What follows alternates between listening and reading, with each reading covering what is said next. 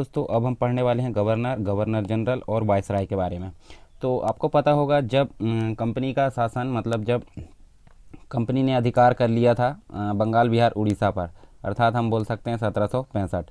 और 1765 के बाद बंगाल बिहार उड़ीसा की जो राजस्व वसूली या फिर सिविल राइट है, किसके हाथ में आ गए थे? कंपनी के हाथ में। तो उस समय कंपनी का जो मेन व्यक्ति होता था उसको क्या बोला जाता था? गवर्नर। तो यहाँ हम बोल सकते हैं जो क्लाइव नाम का व्यक्ति था, ये था प्रथम गवर्नर।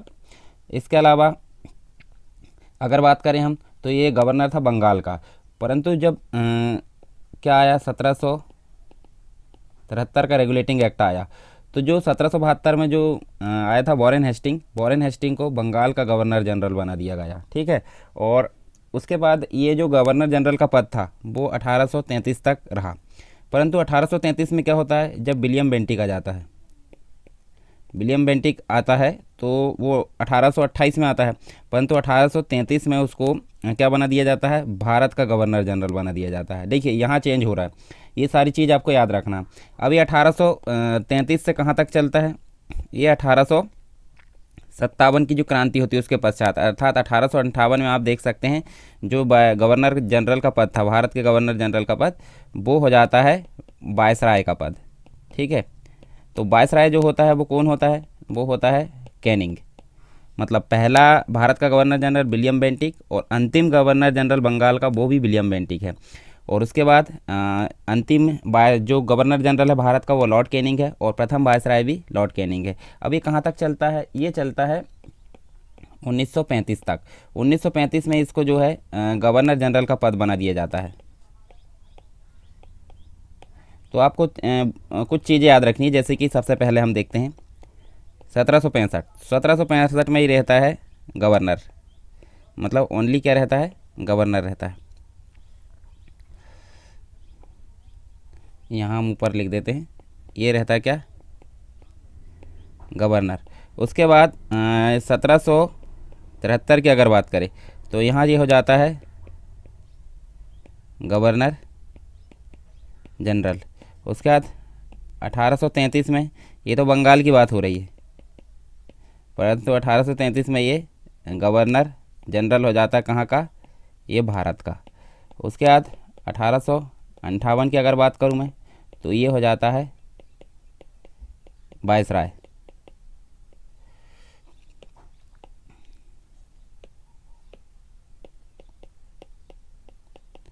ये वायसराय हो जाता है। इसके अलावा 1935 की बात करते हैं। 1935 में फिर से हो जाता है गवर्नर जनरल। तो यहाँ देखिए ये जो था, ये व्यक्ति गवर्नर, ये था क्लाइव, तो ये आपको याद रखना है। ठीक है। और यहाँ पे कौन था? ये था वॉरेन हेस्टिंग। इसके अलावा जो 1833 वाली बात है तो वहाँ पे आ जाता है विलियम बेंटिक। और जो वायसराय होता है वो कौन होता है? कैनिंग। और 1835 के बाद जो है गवर्नर जनरल का पद, जो कि 1950 तक ये चलता है। तो ये सारी चीज़ हमने देखे यहाँ गवर्नर जनरल के बारे में। जो कंपनी के संचालन के लिए जो मेन व्यक्ति होता था उसको यहाँ पर गवर्नर जनरल की संज्ञा दी जाती थी। मतलब 1772 की अगर बात करें तो 1772 इस तक, मतलब 1772 तक बंगाल का जो गवर्नर जनरल है उसके द्वारा ही यहाँ पे कंपनी का संचालन किया जाता था। परंतु जो मुंबई, मद्रास या अलग अलग प्रकार से गवर्नर जनरल यहाँ नियुक्त किए जाने लगे। तो हम यहाँ देखिए कंप्लीट तो नहीं देखेंगे, जो हमारे लिए महत्वपूर्ण है, मतलब मेंस जो आंसर राइटिंग है उसके हिसाब से, तो हम जो आपके सामने दिख रहे हैं इन गवर्नर जनरल के बारे में या वायसराय के बारे में हम बात करेंगे। जैसे कि रॉबर्ट क्लाइव। तो रॉबर्ट क्लाइव सबसे शुरुआत में ये क्लर्क के रूप में आया था, काफ़ी इंपॉर्टेंट है, तो इसके बारे में पढ़ना जरूरी है। रॉबर्ट क्लाइव, ये इसकी अगर ड्यूरेशन देखें हम तो 2 बार ये क्या था? गवर्नर बनकर आया था बंगाल का। 1757 अर्थात प्लासी का युद्ध से लेकर 60 तक, और उसके बाद सब सेकंड राउंड में आया था 1765 से 67 तक आया था। 2 बार ये गवर्नर के पद पर रहा है बंगाल का। फिर नेक्स्ट हम देखें तो ये था, देखिए वॉरेन हेस्टिंग, गवर्नर जो था, मतलब गवर्नर बंगाल का बनकर आया था, परंतु 1773 में गवर्नर जनरल बंगाल का उसको बना दिया गया था। तो यहाँ 1772 से लेकर 1785 तक इसका कार्यकाल रहा। फिर लॉर्ड कॉर्नवालिस की अगर बात करें तो यहाँ हम देख सकते हैं, देखिए 1786 का जो एक्ट आया था उसके तहत इसकी नियुक्ति की गई थी यहाँ पे, मतलब गवर्नर जनरल बनाकर भेजा गया था भारत। 1793 तक ये रहता है। फिर लॉर्ड वेलेस्ली आता है। वेलेस्ली यानी कि सहायक संधि आपको याद आ गई होगी, तो हमने पढ़े पीछे, तो ये सहायक संधि का एक प्रकार से हम बोल सकते हैं सहायक संधि प्रणाली इसने अपनाई थी, और 1798 से 1805 तक ये रहता है। लॉर्ड डलहौजी की अगर बात करें, लॉर्ड डलहौजी जो है 1848 से लेकर 56 तक रहता है। ये हड़प नीति इसके द्वारा अपनाई जाती है, मतलब जो गोद लेने की प्रथा है वो समाप्त कर दी जाती है। उसके बाद लॉर्ड लिटन की भी काफ़ी प्रतिक्रियावादी नीति थी, इसके कारण भी काफ़ी आंदोलन हुए थे। तो ये 1776 से लेकर 1876 से लेकर 1880 तक रहता है। और लॉर्ड डलहौजी कहाँ से कहाँ तक रहता है, ये लॉर्ड कैनिंग के पहले तक रहता है, अर्थात 1848 से 1856 तक रहता है, मतलब 57 की जो क्रांति होती है उसके एक साल पहले तक। उसके बाद विलियम बेंटिक, तो विलियम बेंटिक काफ़ी मतलब ठीक ठाक उदारवादी व्यक्ति था भारत के प्रति, यानी कि हम बोल सकते हैं जो राजा राम मोहन राय उसके साथ यहाँ पे उसके सहयोग से सती प्रथा की समाप्ति, बाल हत्या है, जो भी शिशु हत्या है उनकी समाप्ति करने के लिए इसका श्रेय जाता है। 1828 से 1835 तक ये इसका कार्यकाल रहता है। फिर आता है लॉर्ड रिपन, तो लॉर्ड रिपन का जो कार्यकाल रहता है 1880 से 1884 तक। फिर लॉर्ड कर्जन आता है, इसकी भी काफ़ी प्रतिक्रियावादी नीति है, मतलब हम बोल सकते हैं बंगाल का विभाजन और अन्य चीज़ों में इसका जो है काफ़ी मतलब जो एक प्रकार से प्रतिक्रियावादी जो कार्य है उसमें काफ़ी हाथ है। 1899 से लेकर 1905 बंगाल विभाजन तक इसका जो है कार्यकाल रहता है। इसके बाद भी बहुत सारे आते हैं, परंतु हमारे लिए वो ज़्यादा इंपॉर्टेंट नहीं है मेंस के हिसाब से। जब हम प्री के लिए पढ़ेंगे तो ये सारी चीज़ हम मतलब सारे गवर्नर जनरल के बारे में डिस्कस कर लेंगे एक नज़र में। तो यहाँ एक एक करके देखते हैं हम। जो सबसे पहले बात करते हैं रॉबर्ट क्लाइव के बारे में, इसके 2 कार्यकाल थे, तो इससे संबंधित हमको बहुत सारी चीज़ें देखने को मिलेगी। जैसे कि रॉबर्ट क्लाइव जो था, यहाँ हम एक प्रकार से उसको सबसे पहले इंपॉर्टेंट चीज़ क्या बोल सकते हैं, भारत में ब्रिटिश शासन की स्थापना करने वाला जो गवर्नर जनरल था रॉबर्ट क्लाइव था, इस प्रकार से हम इसको बोल सकते हैं। और अगर इसकी बात करें हम तो जो रॉबर्ट क्लाइव था ये 1742 की बात करते, 1742 में ये लिपिक के रूप में, लिपिक मतलब एक कर्मचारी के रूप में आया था, एक क्लर्क के रूप में, मतलब कंपनी में नियुक्त हुआ था, सेवम भर्ती हुआ था कंपनी की, और अपनी कुशलता के बल पर ये क्या बन गया, कैप्टन बन गया। अपनी कुशलता के बल पर जो कंपनी का कैप्टन बन गया। उसके बाद गवर्नर का पद इसको प्राप्त हो गया। और रॉबर्ट क्लाइव एक प्रकार का कुशल राजनीतिक या कूटनीतिक व्यक्ति था। कूटनीति से इनने काफ़ी युद्ध जीता, जैसे कि आप देख सकते हैं जो प्लासी का युद्ध है इसी की कूटनीति का परिणाम था।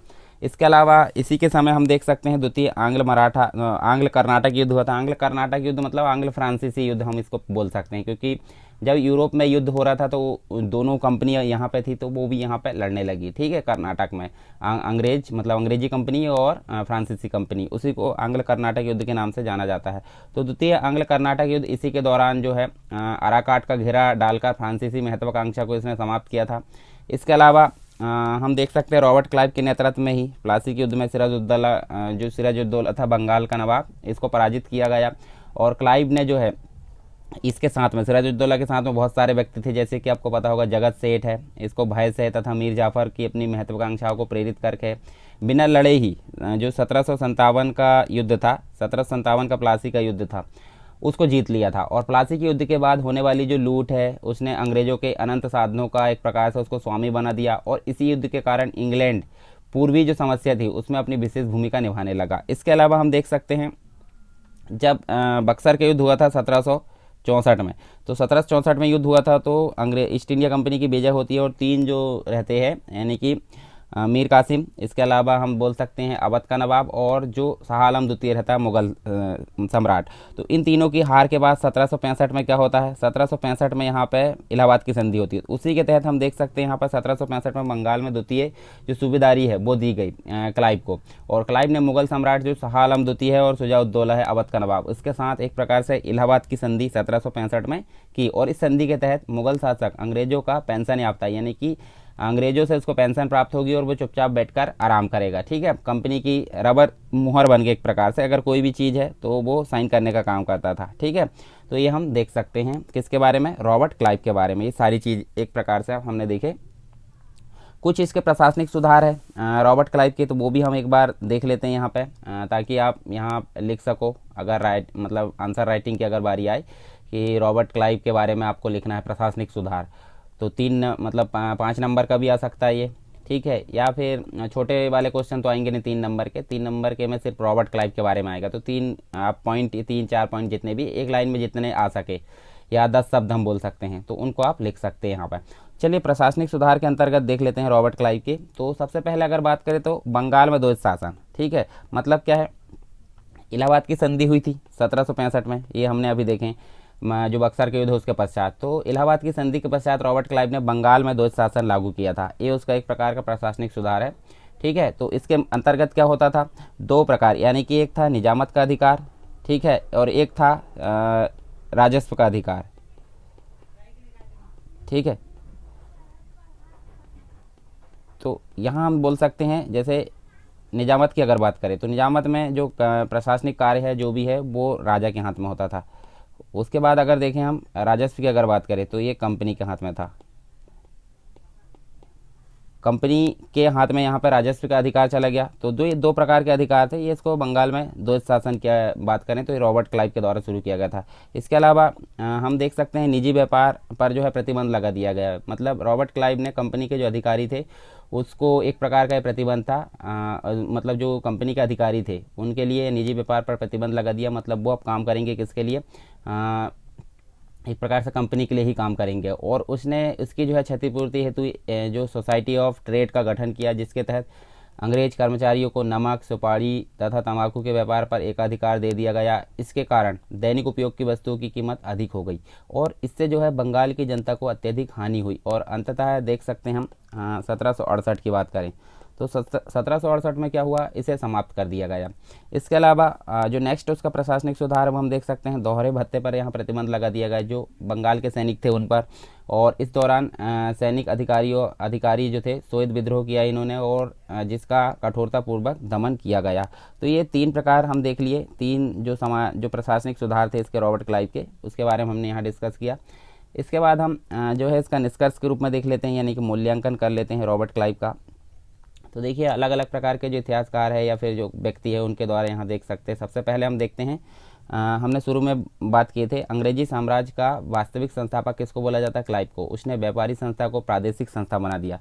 मतलब पहले जो कंपनी आई थी वो किसके लिए आई थी, व्यापार के लिए, और इसने जो एक प्रकार के प्रादेशिक संस्था बना दिया। अर्थात बंगाल, बिहार, उड़ीसा की जो सिविल राइट है, राजस्व वसूलने का अधिकार है, ठीक है, दीवानी का अधिकार हम बोल सकते हैं, वो कंपनी के हाथ में चले गए। अर्थात उनने जो है एक प्रादेशिक संस्था बना दिया कंपनी को। और इसकी भूमिका सम्राट, मतलब उसकी जो भूमिका थी सम्राट की थी। एक व्यक्ति है एडमंड बर्क, इनके द्वारा हम देख सकते हैं, इन्होंने कहा है उसे बड़ी बड़ी नींव रखने वाला, उसकी संज्ञा दी है एडमंड बर्क ने क्लाइव को। इसके अलावा एक और व्यक्ति है पर्सियल स्पीयर, इन्होंने क्लाइव के विषय में कहा है कि क्लाइव भारत में अंग्रेजी साम्राज्य का निर्माता नहीं बल्कि भविष्य का अग्रदूत भी इन्होंने माना है। क्लाइव एक राजनीतिक सिद्ध नहीं हुआ परंतु एक प्रकार का कूटनीतिक व्यक्ति था। उनके मतलब उसके प्रशासनिक सुधारों के कारण उसके अधिकारियों जो उत्तराधिकारी थे उसके लिए बहुत सी कठिनाइयाँ खड़ी हो गई और क्लाइव के 2 शासन से प्राचीन जो आत्मनिर्भर अर्थव्यवस्था है उसका स्वरूप खंडित हो गया और अकाल की स्थिति में अत्यधिक जनधन की हानि हुई। तो ये यहाँ पे मूल्यांकन के तौर पे हमने देखे कुछ चीज़ें किसके बारे में, रॉबर्ट क्लाइव के बारे में। तो ये कंप्लीट हो गया रॉबर्ट क्लाइव के संबंध में। अब हम देखते हैं नेक्स्ट जो हमारा गवर्नर आता है उसका नाम है वॉरेन हेस्टिंग, और यही बंगाल का गवर्नर जनरल के रूप में भी बदलता है। कब, 1773 में, ठीक है। तो इसकी आप ड्यूरेशन देख सकते हैं। देखिए हमने वॉरेन है जो क्लाइव है, क्लाइव की ड्यूरेशन तो देखे थे, ये आप शुरू में ये देख सकते हैं, मैं बार बार नीचे नहीं बताऊंगा, ठीक है। तो आप यहाँ देखिए 2 बार क्लाइव आया था, ठीक है। यहाँ देखिए 1757 से 60 तक और 1765 से 67 तक, और जो वॉरेन हेस्टिंग आया था 72 से 85 आया था। तो आप वहाँ पे देख सकते हैं, यहाँ पे अगर नहीं भी लिखूँ मैं तो टेंशन नहीं लेना, ये फिर भी मैं अभी लिख देता हूँ। 1772 से 85 तक ये कौन था, वॉरेन हेस्टिंग था। और यही एक प्रकार का क्या होता है, गवर्नर जनरल बनता है बंगाल का। अब हम देखते हैं इससे संबंधित कुछ चीज़ें, जैसे कि जो वॉरेन हेस्टिंग था, राजनीतिक उपलब्धियां देखते हैं उसकी। उसके बाद प्रशासनिक सुधार क्या थे, भूमि कर सुधार, न्यायिक सुधार और मूल्यांकन। थोड़ा विस्तार में है रॉबर्ट क्लाइव से, तो इससे संबंधित हम एक एक चीज़ें देखते हैं। सबसे पहले हम बात करते हैं राजनीतिक उपलब्धियां किसकी, वॉरेन हेस्टिंग की। तो वॉरेन हेस्टिंग की अगर बात करें तो इसी के नेतृत्व में हम देख सकते हैं प्रथम आंग्ल मराठा युद्ध हुआ था। और प्रथम आंग्ल मराठा युद्ध कब हुआ था ये हम देख सकते हैं 1775। ये डेट आपको पता होगी जब हमने पढ़े हैं पीछे, वो लेक्चर आप देख सकते हैं। ठीक है। 1775 से 82 तक जो है युद्ध लड़ा गया, प्रथम आंग्ल मराठा युद्ध, और इसी के नेतृत्व में हुआ था, किसके, वॉरेन हेस्टिंग के। इस युद्ध से जो है अंग्रेजों को सॉल्सेट बंदरगाह, सॉल्सेट मतलब मुंबई हम बोल सकते हैं, ठीक है, मुंबई की जो द्वीप है, जो बंदरगाह है वो प्राप्त हुआ, और पूना में जो है ब्रिटिश राजनीतिक प्रभाव स्थापित हो गया। पूना मतलब फिर से महाराष्ट्र की बात की जा रही है। अंग्रेजों को मराठों की वास्तविक शक्ति का ज्ञान हो गया इसके कारण, और अगले जो 20 वर्ष है, मतलब 20 वर्षों की शांति यहाँ स्थापित हो गई। इसके पश्चात देखें तो द्वितीय आंग्ल मराठा युद्ध भी यहाँ पे जो है इसी के नेतृत्व में लड़ा जाता है, वॉरेन हेस्टिंग के।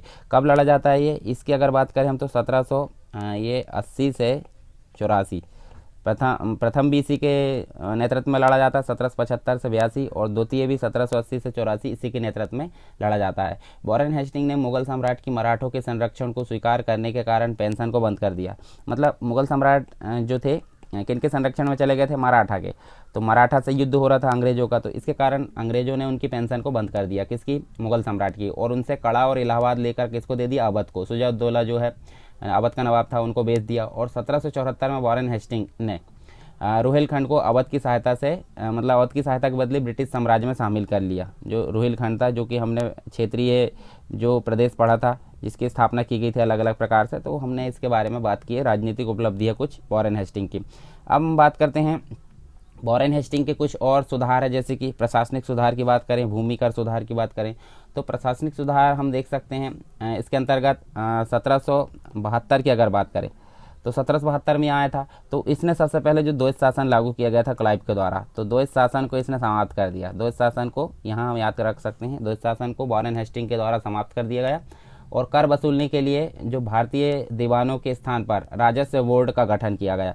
पहले क्या होता था, कुछ भारतीय जो दीवान थे, कुछ व्यक्ति थे भारत के जो शासक थे, उन्हीं को का मतलब जमींदार के तौर पर यहाँ राजस्व वसूलने के लिए यूज़ किया जाता था। परंतु वॉरेन हेस्टिंग ने एक राजस्व बोर्ड का गठन किया। अब राजस्व बोर्ड का गठन किया तो सारा काम कौन देखता था, राजस्व संबंधित इसी विभाग के द्वारा देखा जाता, अर्थात हम इसको बोल सकते हैं board of revenue. Board of revenue का गठन किया गया वॉरेन हेस्टिंग के द्वारा प्रशासनिक सुधार के अंतर्गत। उसके बाद जो उसका सरकारी कोष था कंपनी का, सरकारी कोष को इसने ट्रांसफ़र किया, मतलब स्थानांतरित किया। कहाँ से, मुर्शिदाबाद से कलकत्ता की ले लिया। तो ये हम याद रख सकते हैं, कलकत्ता किसके द्वारा ले गया गया, जो सरकारी कोष है वॉरेन हेस्टिंग के द्वारा। हेस्टिंग ने मुगल सम्राट को दी जाने वाली पेंशन को समाप्त कर दिया। तो यहाँ हम देख सकते हैं पेंशन हमने अभी पीछे पढ़े थे, समाप्त कर दी किसकी, मुगल की। मुगल सम्राट जो था उसकी पेंशन को इसके द्वारा समाप्त कर दिया और कड़ा और जो इलाहाबाद लेकर अवध को बेच दिया।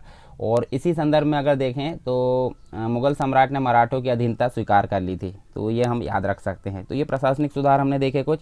इसके अलावा हम देख सकते हैं भूमि कर सुधार की बात करें तो इस जो वॉरेन हेस्टिंग है, वॉरेन हेस्टिंग के समय ही हम 1772 की अगर बात करें तो 1772 में वॉरेन हेस्टिंग ने नीलामी में सर्वाधिक बोली लगाए जाने वाले जो भूमि स्वामी हैं, तो नीलामी कहाँ प्रयोग किया, मतलब जो व्यक्ति ज़्यादा बोली लगाता है, ज़्यादा दाम पर नीलामी, मतलब एक प्रकार से ज़्यादा दाम पर बोली लगाएगा उस भूमि राजस्व की, तो उसी को ये अधिकार दे दिया जाएगा। भूमि मतलब एक प्रकार से भू स्वामियों को कर वसूलने का अधिकार दिया जाता था। और यह एक प्रकार से हम देखें तो इसी के अंतर्गत हम जो बंदोबस्त है 5 वर्षों के लिए था, मतलब जो पंचशाला पद्धति हम इसको बोल सकते हैं। ये पंचशाला पद्धति किसके द्वारा शुरू की गई, वॉरेन हेस्टिंग के द्वारा। तो पंचशाला बंदोबस्त हम इसको बोल सकते हैं, ठीक है। और कितने वर्षों के लिए थी, 5 वर्षों के लिए थी। जो अधिक बोली लगाता तो उसको यहाँ भू राजस्व वसूलने के लिए यहाँ पे उसको अधिकार दे दिया जाता था। इस बंदोबस्त से क्या हुआ, इस बंदोबस्त से भूमि स्वामियों ने किसानों को अधिकतम जो है राजस्व वसूलने का यहाँ पे प्रयास किया किसानों से, और जिसके कारण किसानों का शोषण हुआ। यहाँ पे कंपनी के अधिकारियों ने नाम परिवर्तन कर नीलामी में भाग लिया। स्वयं वॉरेन हेस्टिंग ने अपने नौकर के पुत्र के नाम पर भूमि पंजीकृत की। और इस प्रकार अगर देखें तो भ्रष्टाचार के कारण यहाँ पर 1776 में से समाप्त कर दिया जाता है। तो काफ़ी भ्रष्टाचार हो जाता है इसके कारण जो पंचशाला पद्धति, तो 1776 में इस पद्धति को क्या कर दिया जाता है, समाप्त कर दिया जाता है। और अंततः वॉरेन हेस्टिंग कोई निश्चित कर व्यवस्था लागू करने में असफल रहता है। तो ये हमने देखे किससे संबंधित में, भूमि कर सुधार जो कि वॉरेन हेस्टिंग के थे। अब इसके अलावा एक दो चीज़ और है, जैसे कि न्यायिक सुधार की बात करें तो वॉरेन हेस्टिंग के संबंध में न्यायिक सुधार से संबंधित अगर बात करें हम तो इसके द्वारा 2 प्रकार के न्यायालय स्थापित किए गए थे। तो यहाँ देखिए 1772 की बात करते हैं। 1772 में प्रत्येक ज़िले में दो प्रकार के न्यायालय थे। कौन कौन से? एक तो दीवानी न्यायालय और एक था फौजदारी, यानी कि हम बोल सकते हैं सिविल और क्रिमिनल। दो प्रकार के यहाँ न्यायालय स्थापित किए गए प्रत्येक ज़िले में। और दीवानी न्यायालय जो थे एक प्रकार से ये किसके उसमें थे? ये दीवानी न्यायालय थे कलेक्टर, मतलब कलेक्टर जो व्यक्ति था वो सिविल राइट से संबंधित है। सिविल न्यायालय की जिम्मेदारी किसके ऊपर होती थी? कलेक्टर के ऊपर। और फौजदारी न्यायालय भारतीय अधिकारी के अधीन होता था।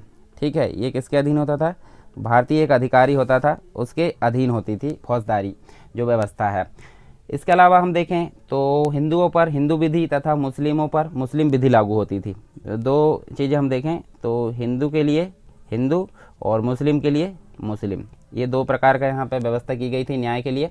इन मामलों के खिलाफ सदर दीवानी और सदर निजामत जो अदालत है उसमें अपील की जा सकती थी। रेगुलेटिंग एक्ट आया 1773 की बात करें तो यहाँ पे रेगुलेटिंग एक्ट आया था। रेगुलेटिंग एक्ट की अगर बात करें तो उसी के तहत हम देख सकते हैं 1774 में एक सुप्रीम कोर्ट की स्थापना की जाती है इसी के समय।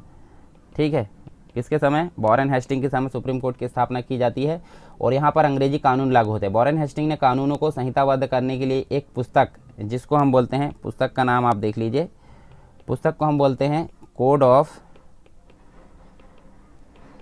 Of Gentoo laws. ये किसके द्वारा, मतलब किसके द्वारा रचित की गई? ये वॉरेन हेस्टिंग के द्वारा। किसके लिए? यहाँ पे जो कानून थे, जो भी न्यायालय संबंधित जो कानून थे उसको संहिताबद्ध करने के लिए इस पुस्तक को जो है किसने? वॉरेन हेस्टिंग ने लिखा था। तो ये सारी चीज़ हमने देखें किससे संबंधित? वॉरेन हेस्टिंग से संबंधित। अब हम देख लेते हैं मूल्यांकन के तौर पर, अर्थात निष्कर्ष, ये इसके हिसाब से हम देख लेते हैं वॉरेन हेस्टिंग का। तो जो हेस्टिंग है यानी कि वॉरेन हेस्टिंग, उसने कंपनी के इतिहास में एक नया अध्याय जोड़ा और उसके नेतृत्व में अंग्रेज़ों ने प्रत्यक्ष रूप से शासन किया। तो हम यहाँ बोल सकते हैं जो कंपनी है या अंग्रेज है, प्रत्यक्ष रूप से शासन करने की जो व्यवस्था है किसके द्वारा शुरू की गई? वॉरेन हेस्टिंग के द्वारा। इसके अलावा जिस समय अंग्रेज़ों को अपने शेष उपनिवेशों में विद्रोह, हार तथा अपमान का सामना करना पड़ा, उस समय उसने भारत में अंग्रेजी साम्राज्य का विस्तार किया। तो ये भी हम बोल सकते हैं कि अंग्रेजी साम्राज्य का विस्तार करने का श्रेय भी एक प्रकार से, देखिए वास्तविक संस्थापक था कौन? क्लाइव, परंतु विस्तार करने का श्रेय किसको जाता है? वॉरेन हेस्टिंग को जाता है। इसके काल में भारत में शिक्षा तथा साहित्य को काफ़ी संरक्षण मिला। तो ये भी हम यहाँ देख सकते हैं, शिक्षा और साहित्य को क्या मिला? संरक्षण प्राप्त हुआ वॉरेन हेस्टिंग के काल में। विल्किंस, विलियम जोन्स आदि जो विद्वान थे इसी के संरक्षण में थे। हेस्टिंग ने भारत में भ्रष्टाचार को बढ़ावा दिया। तो जो पंचशाला पद्धति जैसे कि हमने देखें तो हम एक सिंपल बोल सकते हैं, इसने भ्रष्टाचार को बढ़ावा दिया। किसने? वॉरेन हेस्टिंग ने। अवध की जो बेगम थी और बंगाल के जो नवाब मुबारक उद्दौला के संरक्षक बनने के बदले मीर जाफ़र की विधवा जो थी उससे घूस ली। इसके लिए बर्क ने उस पर जो है इंग्लैंड महाभियोग चलाया। तो वॉरेन हेस्टिंग पर महाभियोग भी चलता है इंग्लैंड में। हालांकि वहाँ देख सकते हैं हम जिस व्यक्ति की जो गवाह था जिसके कारण इसको महाभियोग चलता था उसको झूठे केस में फंसाकर इसने जो है फांसी दिलवा दी। तो इस प्रकार हम देख सकते हैं वॉरेन हेस्टिंग के बारे में। अब नेक्स्ट जो व्यक्ति आता है वो आता है हमारे सामने लॉर्ड कॉर्नवालिस। तो लॉर्ड कॉर्नवालिस की अगर बात करें हम तो इसकी हम ड्यूरेशन देख लेते हैं 1786। यह आता है कब? 1786 से लेकर 1793 तक इसके ड्यूरेशन रहता है। और ये एक जो व्यक्ति है वो आता है पिट्स इंडिया एक्ट के तौर पर इसको जो है भारत का गवर्नर, मतलब जो बंगाल का गवर्नर जनरल बनाकर यहाँ पे भेजा जाता है पिट्स इंडिया एक्ट के तहत। ठीक है, मतलब भारत में शांति की स्थापना और शासन के पुनर्गठन हेतु यहाँ पे 1786 में लॉर्ड कॉर्नवालिस को गवर्नर जनरल नियुक्त करके भेजा जाता है। तो इससे संबंधित कुछ चीज़ें जैसे कि राजनीतिक उपलब्धियाँ है, प्रशासनिक सुधार है, भूमि कर सुधार है, तो इनके सब के बारे में देखने वाले हम। तो इस सबसे पहले देख लेते हैं राजनीतिक उपलब्धियाँ। तो कुछ इंपॉर्टेंट चीज़ें वो हम देख लेते हैं, जैसे कि राजनीतिक उपलब्धियों के अंतर्गत हम देख सकते हैं। सबसे पहले हम यहाँ बात कर लेते हैं इसी के काल में हम देखें तो तृतीय आंग्ल मैसूर युद्ध हुआ था। तीसरा क्या हुआ था? आंग्ल मैसूर युद्ध कब हुआ था? ये हम बात कर लेते हैं 1790 से 92। तो आपको याद रखना है लॉर्ड कॉर्नवालिस के समय तृतीय आंग्ल मैसूर युद्ध लड़ा गया था, जिसके तहत जो है कूटनीति पूर्वक कॉर्नवालिस ने टीपू सुल्तान को पराजित कर दिया। तो यहाँ पे हम बात करें मैसूर में देख सकते हैं हम टीपू का शासन था। पहले तो हैदर अली का था, इसके पिता का। 2 युद्ध उसने लड़ा, परंतु दूसरे युद्ध में उसकी मौत हो जाती है, तो टीपू संभालता है। और तीसरे युद्ध में टीपू सुल्तान की एक प्रकार से हम देखें, टीपू सुल्तान को ये पराजित कर लेते हैं और काफ़ी अपमानजनक यहाँ पर संधि करते हैं। 2 पुत्रों को यहाँ पे गिरफ्तार कर लेते हैं ताकि उससे जो है जुर्माना वसूल सके।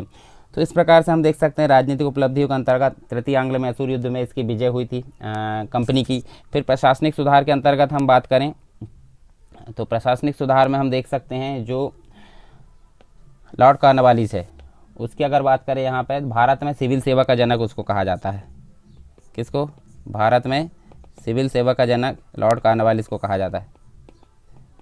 सेवा का जनक लॉर्ड कॉर्नवालिस को। इसके अलावा कॉर्नवालिस ने ग्रामीण जमींदारों के पुलिस अधिकारों को समाप्त कर दिया। जो ग्रामीण जमींदार थे उसके पास पुलिस के अधिकार थे, तो उनको समाप्त कर दिया। अंग्रेज जो दंड नायक हैं उनकी वहाँ नियुक्ति की गई। इनकी सहायता के लिए दरोगा तथा पुलिस कर्मचारी नियुक्त किए गए। तो हम एक प्रकार से बोल सकते हैं पुलिस व्यवस्था जो थी उसका सुधार करने का श्रेय भी किसको जाता है? पुलिस व्यवस्था का सुधार या पुलिस रिफॉर्म हम बोल सकते हैं, किसको जाता है? लॉर्ड कॉर्नवालिस को जाता है। सुधार यहाँ किया और कर्मचारियों के वेतन भी बढ़ाए, पुरस्कार देने का प्रस्ताव भी किया। तो ये सारी चीज़ हो गई किससे संबंधित? प्रशासनिक से संबंधित। अब कर व्यवस्था की अगर बात करें तो यहाँ हम देख सकते हैं भूमि कर प्रणाली के अंतर्गत सबसे पहले हम बात करते हैं लॉर्ड कॉर्नवालिस के समय, तो 1790 की बात करते हैं। तो 1790 में कॉर्नवालिस द्वारा बंगाल में एक जो है 10 वर्षीय, कहाँ पे? बंगाल लिख लेते हैं। बंगाल में 10 वर्षीय जो व्यवस्था है, जिसको स्थायी बंदोबस्त बोलते थे,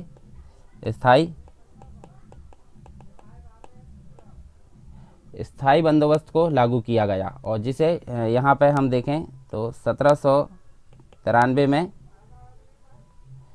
क्या कर दिया गया? स्थायी कर दिया गया। और इस भूमि बंदोबस्त के तहत जमींदारों को एक प्रकार से भूमि स्वामी बना दिया गया। तो ये हो गया एक प्रकार का भूमि सुधार से संबंधित या भूमि कर सुधार से संबंधित, ये मतलब जो है लॉर्ड कॉर्नवालिस का। लॉर्ड कॉर्नवालिस के न्यायिक सुधार की अगर बात करें हम यहाँ पे, तो उसके न्यायिक सुधार के अंतर्गत हमको सबसे पहली चीज़ देखने को मिलती है, उसने जो है आधुनिक न्यायिक प्रणाली की शुरुआत की थी।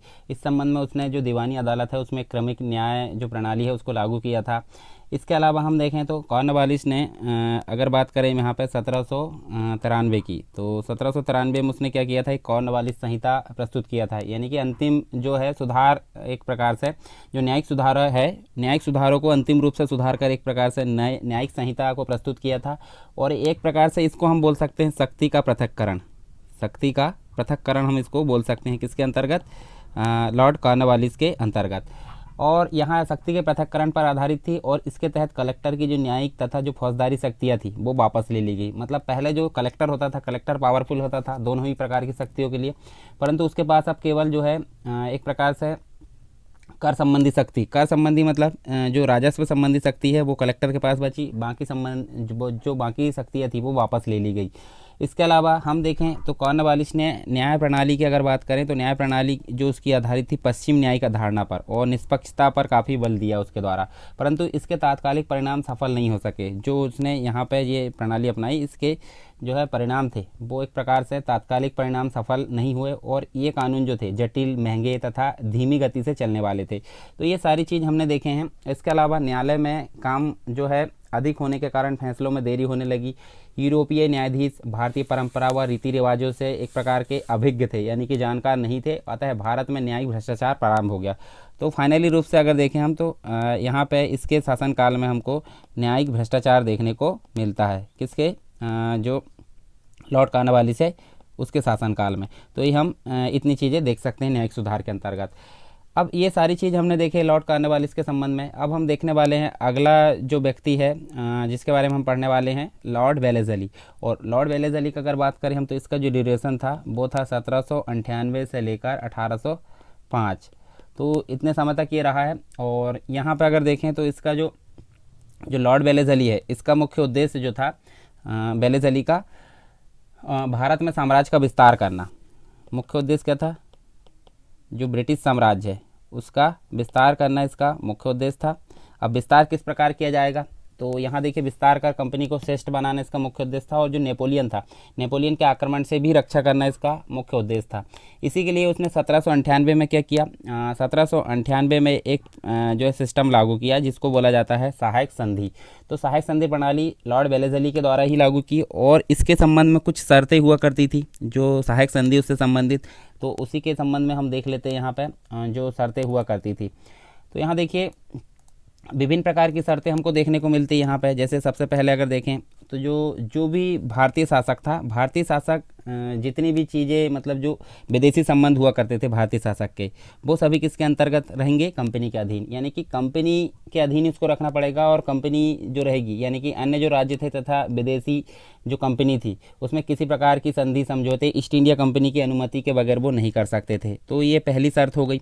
उसके बाद दूसरी की अगर बात करें हम तो देखिए जो देसी शासक है जिसके अंतर्गत सहायक संधि का प्रस्ताव रखा गया है, तो उसकी अगर बात करें तो जो अंग्रेज अधिकारी रहते थे, अंग्रेज अधिकारी के अंतर्गत उसको एक सेना रखनी पड़ती थी, और उस सेना का उद्देश्य क्या होता था, सार्वजनिक शांति को बनाए रखना उसका मुख्य उद्देश्य होता था सेना का।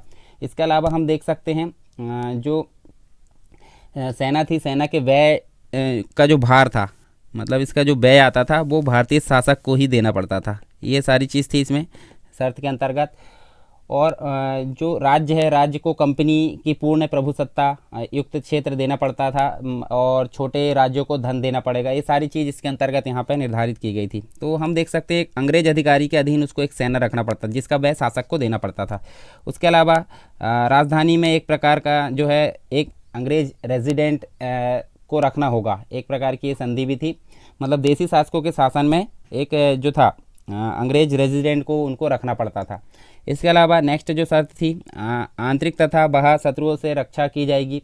जो जिस राज्य में सहायक संधि लागू की गई है जिस शासक के अंतर्गत, उसको एक प्रकार से बाहरी और आंतरिक जो शत्रु है उससे इनकी रक्षा की जाएगी, इस प्रकार की यहाँ व्यवस्था की गई, मतलब शर्त रखी गई। नेक्स्ट जो शर्त थी, आंतरिक मामलों में हस्तक्षेप नहीं किया जाएगा। जो राज्य है जिसके अंतर्गत सहायक संधि लागू की गई उसके आंतरिक मामलों में कंपनी के द्वारा किसी प्रकार का हस्तक्षेप नहीं किया जाएगा। अब यहाँ देख सकते हैं हम, देखिए अगर यहाँ राज्य की बात करें हम, राज्य के अंतर्गत कौन कौन से राज्य थे जिसके अंतर्गत सहायक संधि देखने को मिली, तो सहायक संधि स्वीकारने वाले राज्यों में सबसे पहले हमको देखने को मिलता कौन सा, हैदराबाद। ठीक है, ये आप देख सकते हैं हैदराबाद देखने को मिला यहाँ पे 1798 में। इसके अलावा नेक्स्ट जो देखने को मिला हमको मैसूर, तो मैसूर कब मिला, 1799 में, जब टीपू सुल्तान की मृत्यु हो जाती है। इसके अलावा तंजौर की अगर बात करें, तंजौर मिला हमको, ये भी 1799 में। इसके अलावा अवध की अगर बात करें तो अवध जो है, अवध मिला 1801 में। इसके अलावा पेशवा जो कि मराठा के अंतर्गत थे, तो यहाँ ये 1802 में मिला। उसके बाद हम देख सकते हैं भोसले, ये भी मराठों के अंतर्गत थे, तो भोसले जो देखने को मिले 1803 में। फिर सिंधिया, ये भी मराठा साम्राज्य के थे, और सिंधिया भी हमको देखने को मिला यहाँ पे 1804 में। इसके अलावा एक और है,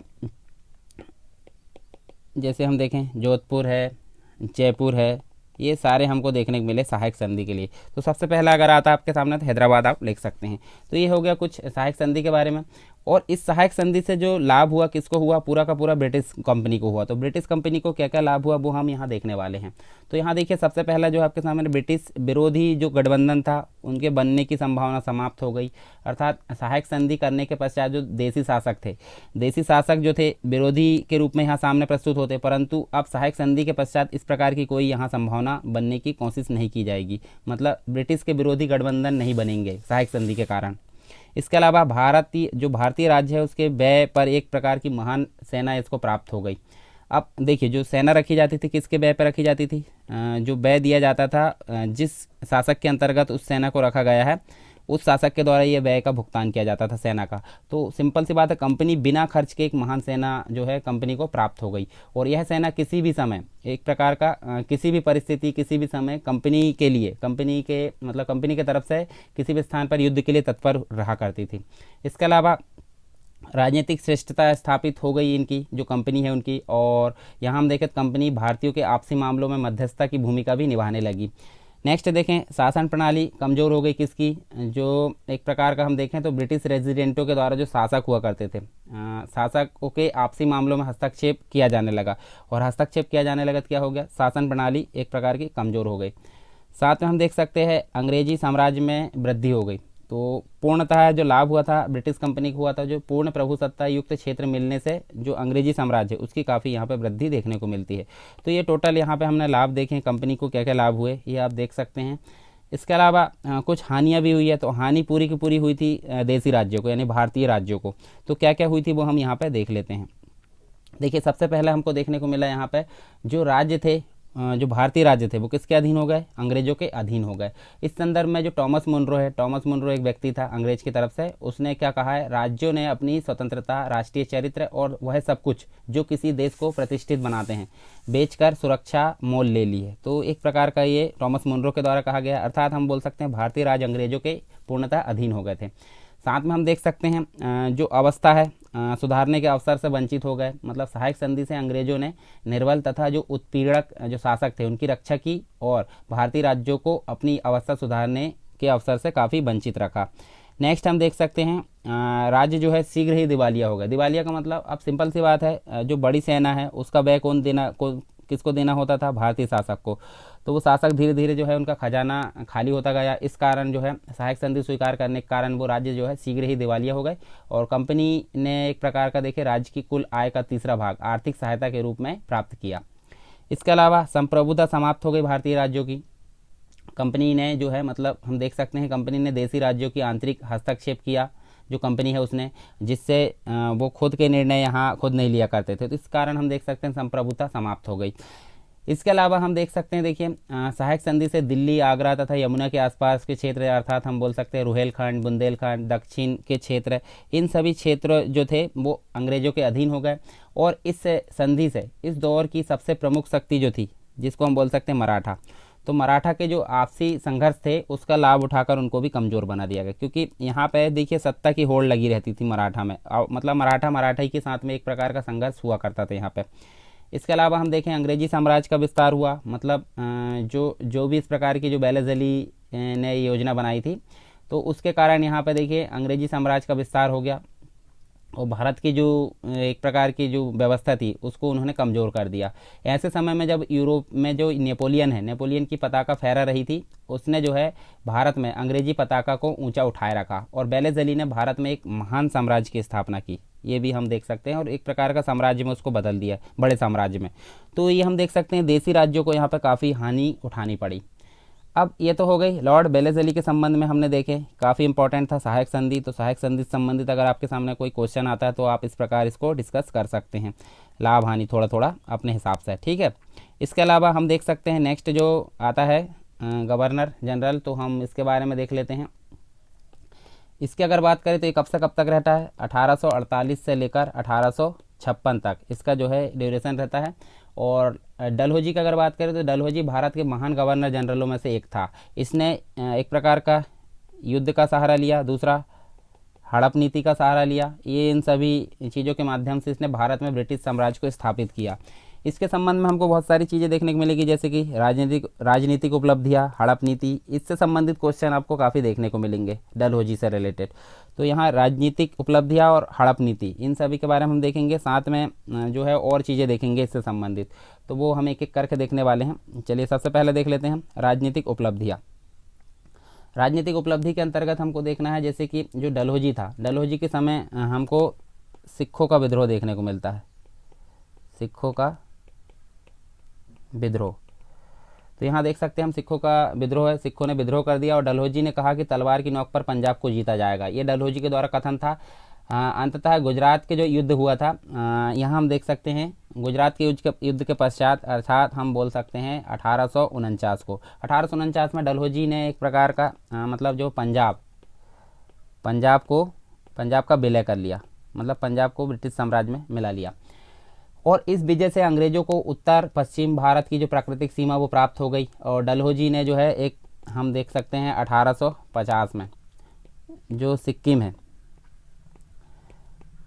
सिक्किम के कुछ क्षेत्र जिसमें दार्जिलिंग शामिल था, तथा 1852 में उसने क्या किया, 1852 में जो बर्मा है, यानी कि आज की डेट में म्यांमार हम बोल सकते हैं, उस पर भी विजय प्राप्त कर ली। तो ये हम देख सकते हैं उसके कुछ राजनीतिक उपलब्धियाँ, यानी कि सिक्कों का विद्रोह हुआ तो उसने जो है यहाँ पे मार्च 1849 में इनको हराकर पंजाब का विलय कर लिया। 1850 में सिक्किम के कुछ क्षेत्र, और 1852 में हम देख सकते हैं बर्मा अर्थात म्यांमार के कुछ क्षेत्र को ब्रिटिश साम्राज्य में विलय कर लिया।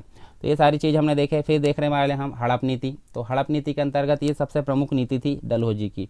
तो इससे संबंधित अगर हम यहाँ बात करें तो मुगल साम्राज्य के पतन और मराठा संघ की हार के पश्चात, मतलब इसके पहले हम देख सकते हैं मुगल साम्राज्य प्लस जो मराठा था वो उनकी शक्ति कैसी हो गई थी, समाप्त हो गई थी। तो ये हम देख सकते हैं। और कंपनी जो थी, मतलब इनके पश्चात ये जो मराठा है और मुगल साम्राज्य की जो शक्ति है उसके पश्चात यहाँ कंपनी एक प्रकार से सर्वश्रेष्ठ बन चुकी थी भारत में। तो डलहौजी ने अपने साम्राज्यवादी आकांक्षाओं की पूर्ति के लिए एक प्रकार से किसका उपयोग किया, हड़प नीति का। तो ये हम उसी के बारे में देख रहे हैं, हड़प नीति का यहाँ पे प्रयोग किया इसके बाद। और यह नीति उन राज्यों पर लागू होती थी जो अंग्रेज जो थे, मतलब अंग्रेजों की सनदों पर निर्भर तथा अंग्रेजों की सहायता प्राप्त थे। तो यहाँ पे मुख्य क्या था हड़प नीति के अंतर्गत, जो गोद लिया जाता था, जैसे जिस राजा की संतान नहीं होती थी तो वो क्या लेता था, उत्तराधिकारी गोद लेने की प्रथा थी। ठीक है, उत्तराधिकारी को गोद लेने की यहाँ पे प्रथा थी। तो हम देख सकते हैं जो डलहौजी उसके द्वारा ये प्रथा को बंद कर दिया गया, यानी कि गोद लेने की जो प्रथा उसको यहाँ पे समाप्त कर दिया।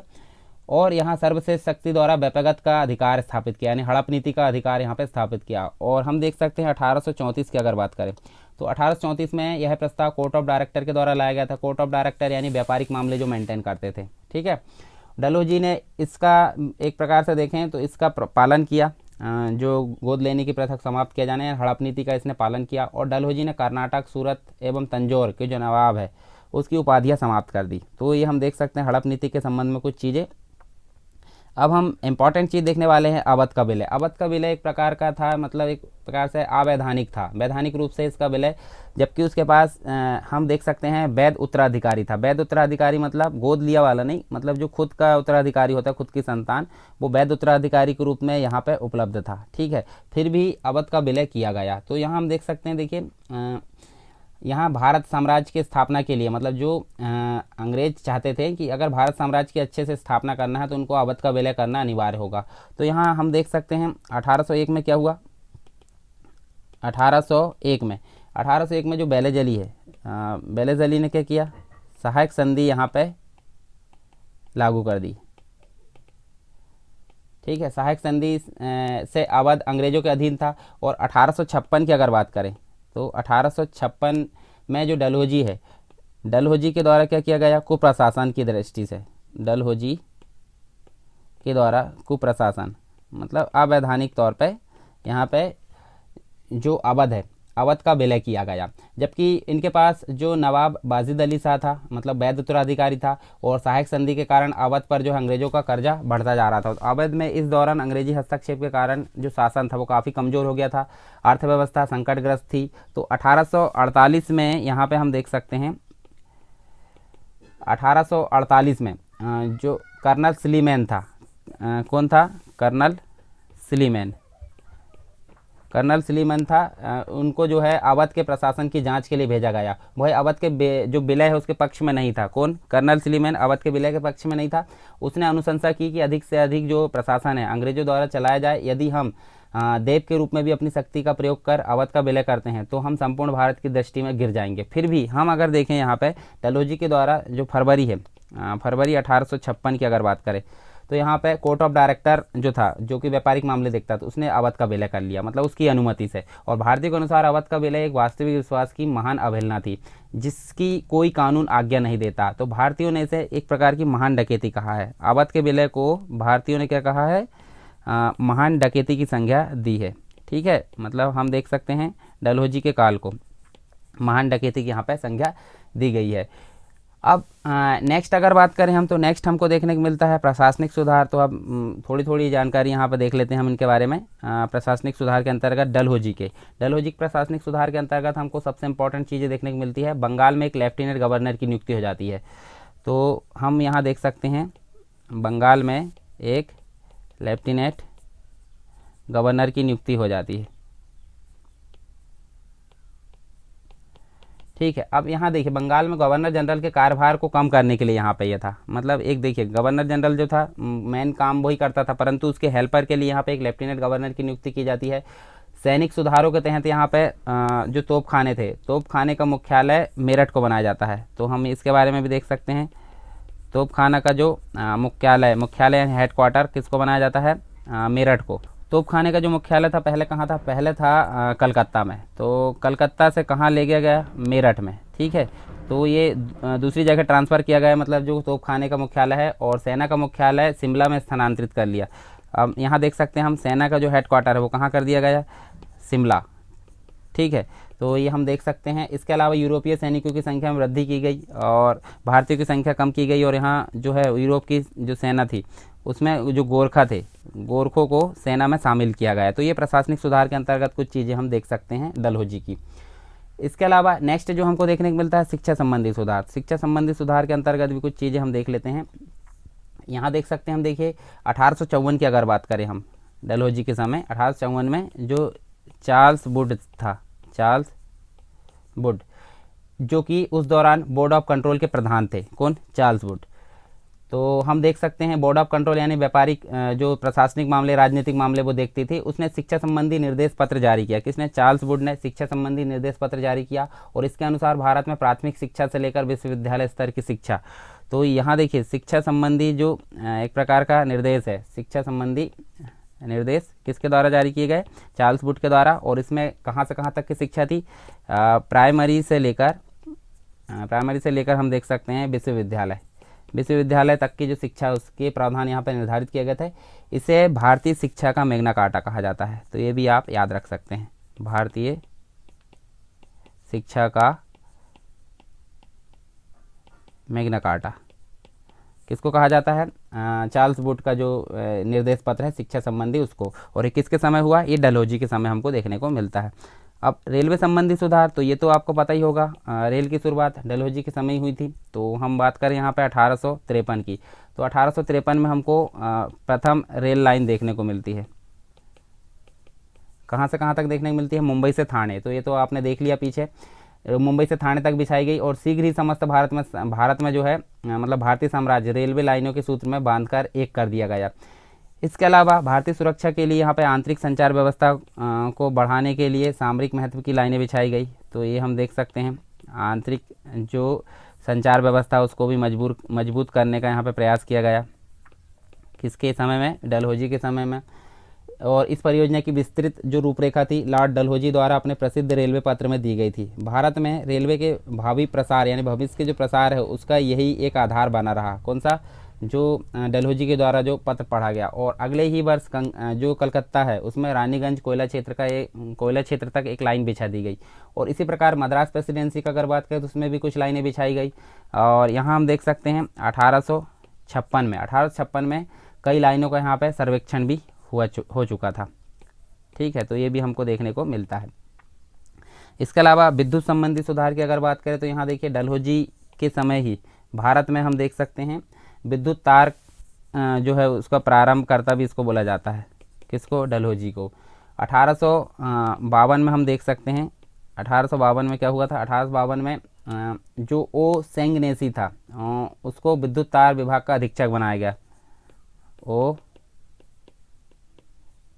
सेंगनेसी, इसको विद्युत तार जो विभाग है उसका अधीक्षक बनाया गया। और ये जो है बाधाएं बहुत थी यहाँ पे हम देख सकते हैं, फिर भी उसके जो अथक परिश्रम के कारण यहाँ पे 4000 मील लंबी लाइन जो है तार लाइन बिछा दी गई।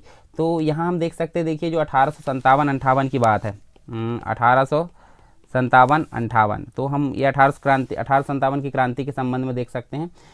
इन जो 1857 की क्रांति का जो विद्रोह हुआ था उसमें इस विभाग ने अंग्रेजों की बहुत सहायता की। जो विद्युत तार है जो भी है उससे संबंध में एक विद्रोही ने मरते हुए कहा था कि तार ने हमारा गला घोंट दिया। तो ये भी हम देख सकते हैं, काफ़ी महत्व है विद्युत संबंधी सुधार डलहौजी के। इसके अलावा कुछ और है, जैसे कि डाक संबंधी सुधार की अगर बात करें तो यहाँ भी कुछ देख लेते हैं हम।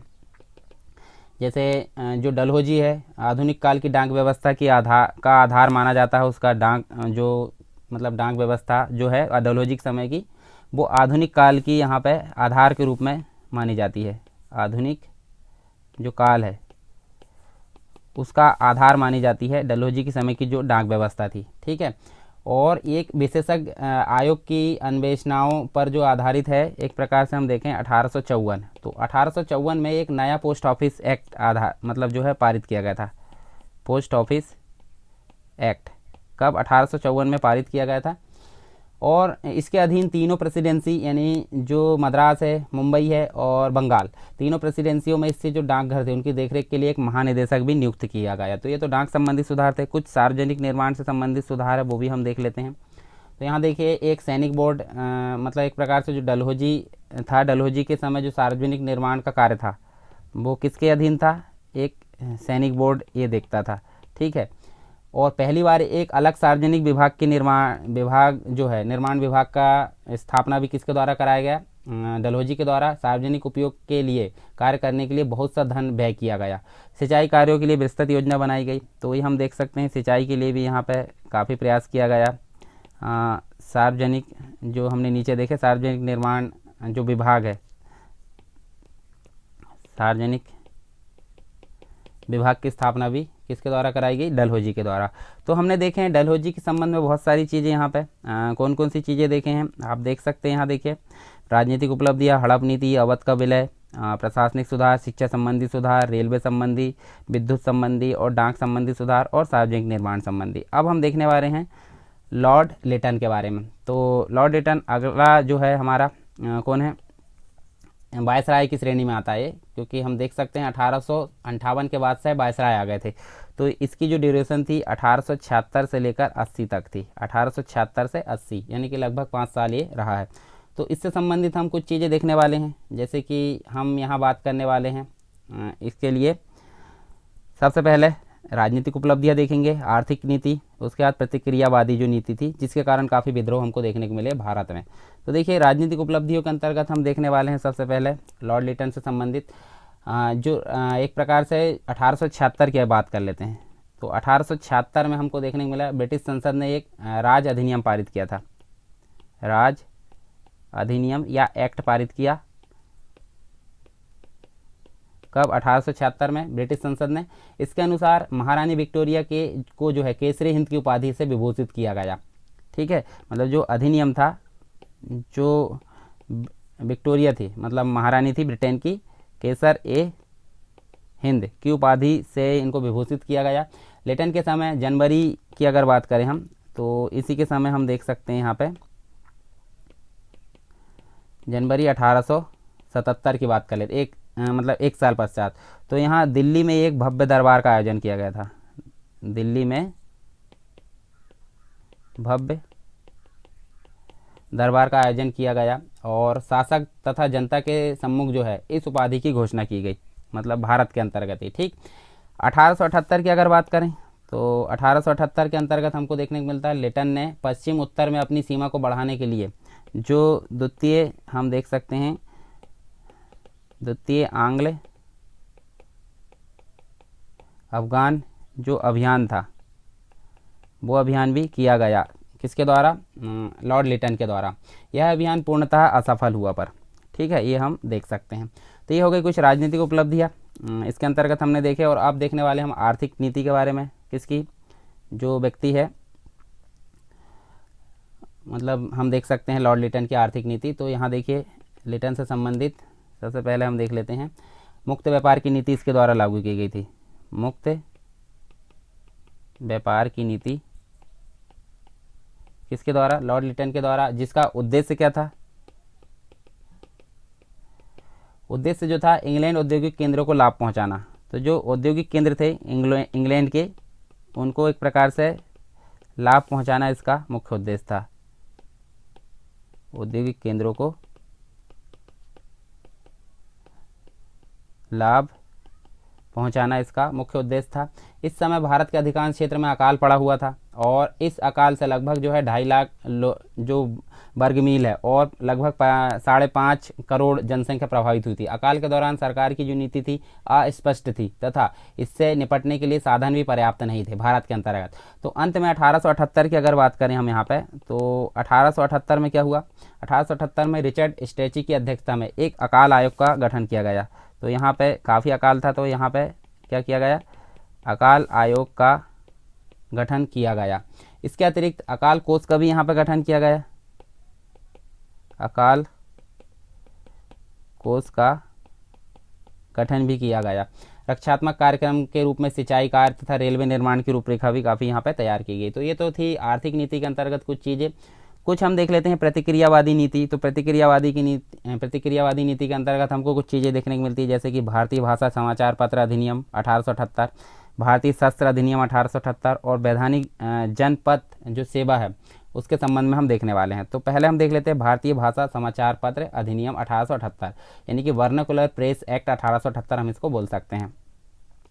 तो इसके संबंध में देखिए, समाचार पत्रों जो नियम मतलब यहाँ पे जो अधिनियम लागू किया गया था मार्च 1878 में इसको लागू किया गया था, और ये नौवा था, ठीक है, नौवा अधिनियम था। इस अधिनियम के द्वारा समाचार पत्रों की स्वतंत्रता पर जो है प्रतिबंध, यहाँ पे प्रतिबंध लगाने हेतु इस अधिनियम को लाया गया था। इसके तहत सरकार के प्रति असंतोष तथा घृणा फैलाने वाले, मतलब जो भी समाचार पत्र ब्रिटिश गवर्नमेंट के खिलाफ यहाँ कुछ छापेगा तो उस लेख के विरुद्ध समाचार पत्र पर प्रतिबंध लगाया जा सकता है। इस प्रकार का अधिनियम में ये व्याख्या थी, और इसके विरुद्ध न्यायालय में अपील का प्रावधान भी नहीं था, मतलब न्यायालय में अपील भी नहीं किया जा सकता अगर कोई प्रतिबंध लगाया जाता है तो।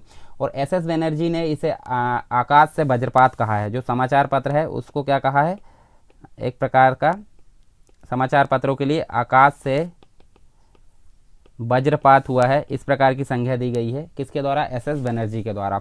तो ये तो था भारतीय भाषा समाचार पत्र अधिनियम 1878 9वें नंबर का। फिर भारतीय शस्त्र अधिनियम 1878 की बात करें तो यहाँ पे भी हमको देखने को मिलता है, मतलब कोई भी व्यक्ति अपनी सुरक्षा के लिए अपने पास शस्त्र नहीं रख सकता भारतीय। तो यहाँ अधिनियम के अंतर्गत यही व्याख्या थी कि भारतीयों के लिए बिना लाइसेंस के, तो यहाँ पे क्या थी व्यवस्था, बिना लाइसेंस के शस्त्र रखना अथवा उसका व्यापार करना क्या होगा, दंडनीय होगा, दंडनीय अपराध माना जाएगा।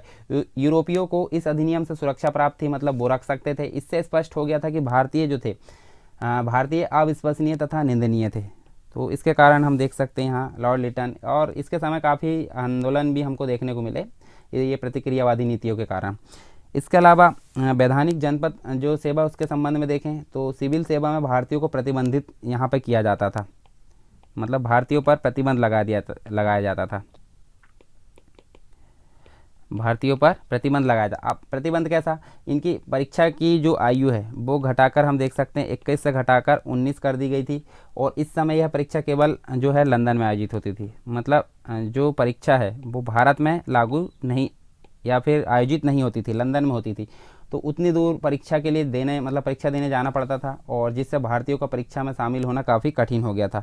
तो ये भी हम देख सकते हैं। तो ये प्रतिक्रियावादी नीति के अंतर्गत हमने कुछ चीज़ें देखें। तो सिंपल सी बात, हम अगर बोलें लिटन की, तो लिटन जो था डिज़रेली की रूढ़िवादी सरकार का प्रतिनिधि था, और वह एक विख्यात कवि, उपन्यासकार एवं निबंध लेखक था। साहित्य जगत में उसे ओवन मैरी डिथ के नाम से भी जाना जाता है। तो ये भी आप ध्यान में रख सकते हैं, ओवन मैरी डिथ के नाम से किसको जाना जाता है, लिटन को जाना जाता है, ठीक है। अब ये तो हो गया लिटन के बारे में, हमने कुछ चीज़ें देखें। तीनों चीज़ आप देख सकते हैं। हमने राजनीतिक उपलब्धियों के बारे में बात की, आर्थिक नीति और प्रतिक्रियावादी नीति। तो चलिए आगे देख लेते हैं हम। अब जो अगला है विलियम बेंटिक।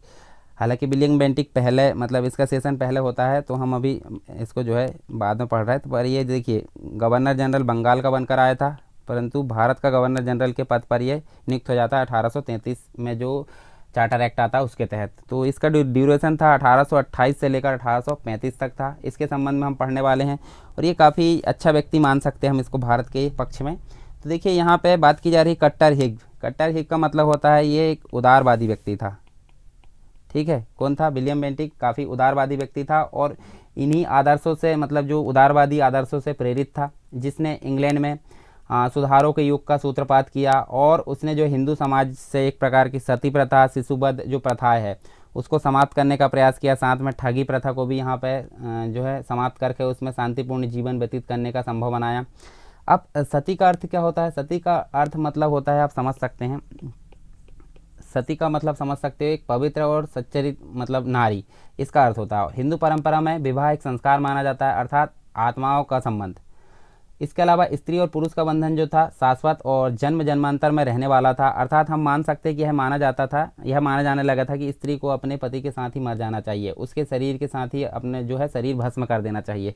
तो इसी प्रकार की जो व्यवस्था थी वो सती प्रथा के अंतर्गत आती है, और इसका हमको एक प्रकार का सबूत भी मिलता है। 510 ईस्वी की अगर बात करें तो जो गुप्त शासक था, गुप्त शासक का नाम हम देख सकते हैं भानुगुप्त। ठीक है, भानुगुप्त का एक अभिलेख है जिसको हम बोलते हैं एरन अभिलेख। तो एरन अभिलेख आप जानते ही होंगे। ठीक है, एरन अभिलेख में सर्वप्रथम जो है सती प्रथा की जानकारी यहाँ पर उल्लेखित की गई है। अब सती प्रथा की जो प्रथा है, मतलब जो भी को प्रथा हम बोल सकते हैं, इससे सुधारने के लिए, इसको बंद करने के लिए कई राजाओं ने भी काफ़ी यहाँ पे क्रूर परंपरा, मतलब क्रूर रूप से एक प्रकार से यहाँ पे प्रयास किया, मतलब जो परंपरा है उसको बंद करने का काफ़ी प्रयास किया। अकबर ने भी यहाँ पे प्रयास किया, मराठों ने भी अपने अपने क्षेत्र में काफ़ी रूप से यहाँ बंद कर दिया, जैसे कि पुर्तगाली भी आते हैं, तो पुर्तगालियों के द्वारा भी इस प्रथा को यहाँ पे बंद करवा दिया जाता है।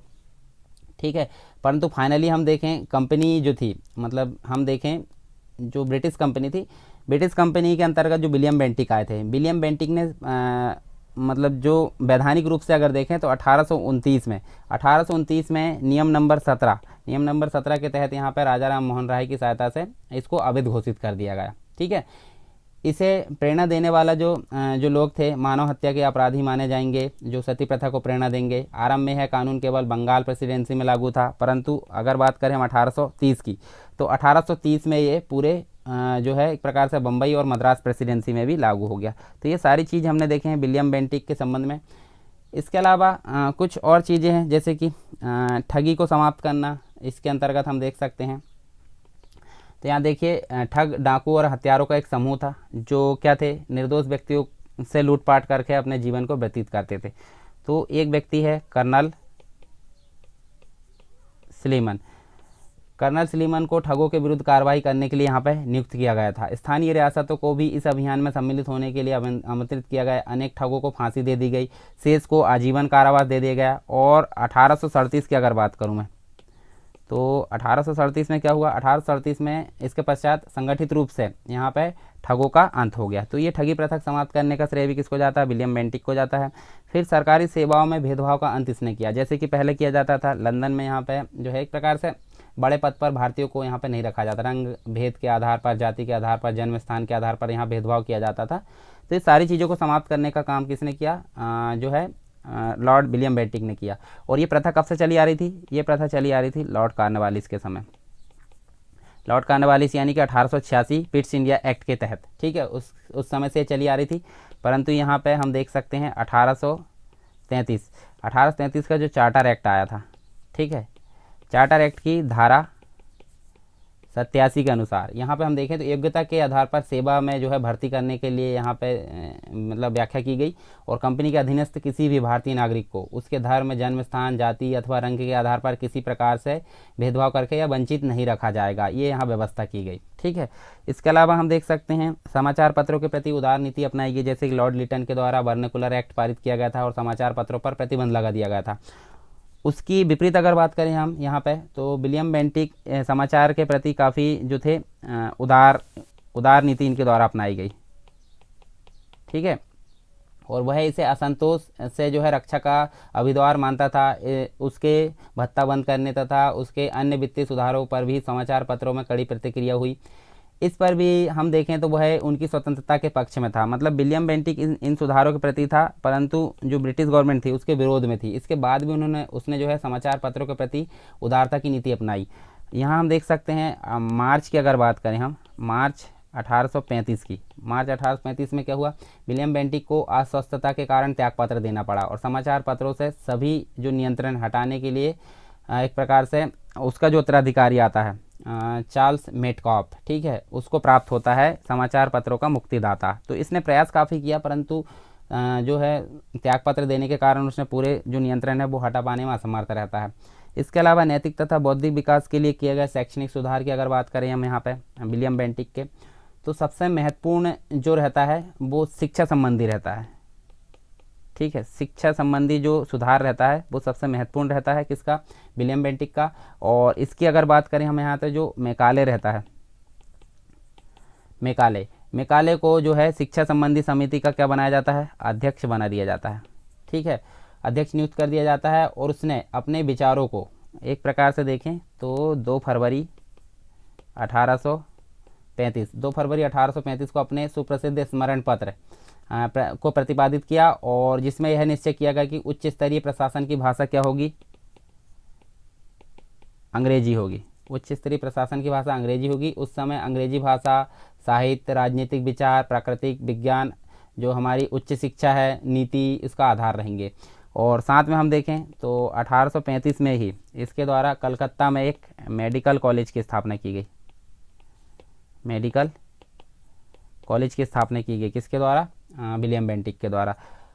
इसके अलावा एक चीज़ और देखने को मिलती है विलियम बेंटिक के संबंध में, भारतीय रियासतों के प्रति उसकी नीति जो थी वो हम देख सकते हैं तटस्थता की नीति थी, मतलब काफ़ी ये भी उदार बोल सकते हैं हम। तो कोर्ट ऑफ डायरेक्टर की इच्छाओं के अनुसार विलियम बेंटिक ने भारतीय रियासतों के प्रति यथासंभव तटस्थता की नीति अपनाई। और यहाँ हम देख सकते हैं 1831 में जो था मैसूर, इसके अलावा हम देखें 1834 में कुर्ग व कछार, इसकी रियासतों को अपने प्रदेश में मिला लिया क्योंकि वहाँ बहुत अव्यवस्था थी। बेंटिक रूस के मध्य एशिया की ओर अग्रसर होने के विषय में जागरूक था। और रणजीत सिंह जो कि हम देख सकते हैं अमृतसर के संबंध में हम देख सकते हैं जो सिख साम्राज्य के थे, है ना।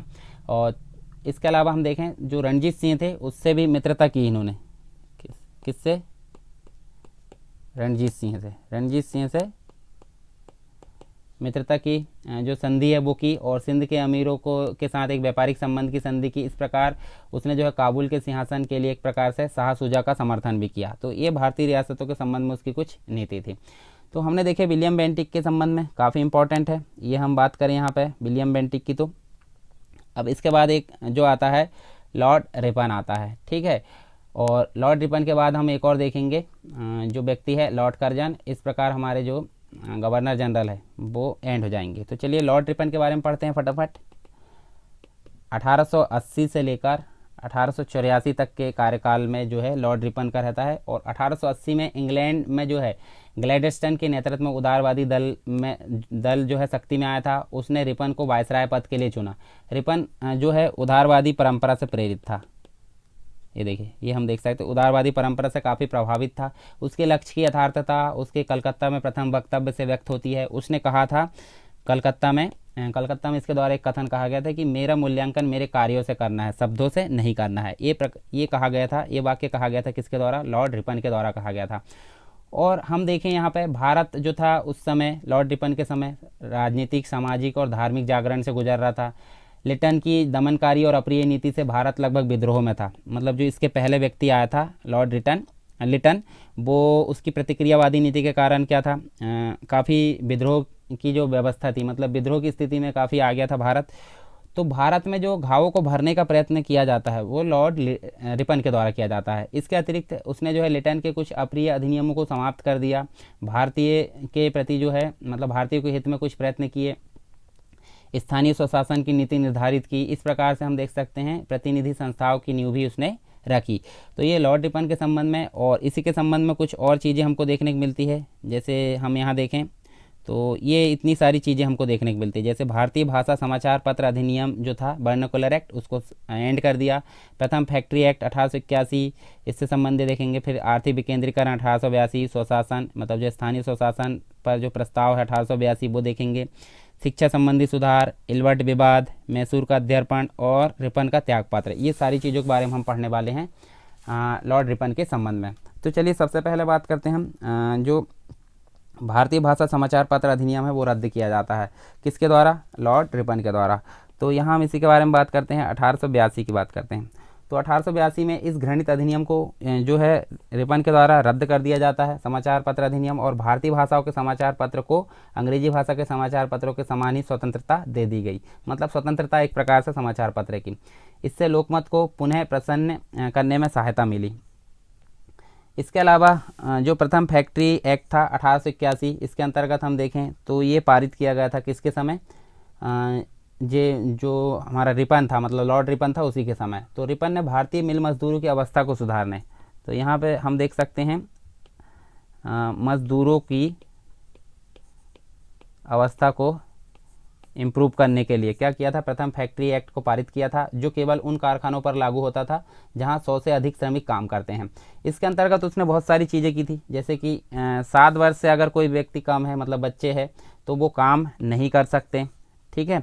और अगर 12 वर्ष से कम आयु के हैं तो उनके लिए एक निर्धारित किया गया था कि वो कितने समय काम किया जाएगा, किस स्थान पर उनको काम किया जाएगा, काम करने का मौका दिया जाएगा, संकटपूर्ण मशीनों का जो है, मतलब एक प्रकार से बहुत जो है अगर एक प्रकार से दुर्घटना, एक प्रकार से जहाँ हो सकती वहाँ पर काम करने की परमिशन नहीं मिलती थी। तो ये सारी व्यवस्था किसके अंतर्गत थी, प्रथम फैक्ट्री एक्ट 1881 के अंतर्गत, जो कि पारित किया गया था किसके समय, लॉर्ड रिपन के समय। अब हम देख सकते हैं नेक्स्ट आर्थिक विकेंद्रीकरण की अगर बात करें तो इसके अंतर्गत हमको कुछ चीज़ें देखने को मिलती है, जैसे कि जो लॉर्ड मेयो आया था, लॉर्ड मेयो के द्वारा ये आरंभ किया गया था आर्थिक विकेंद्रीकरण की नीति।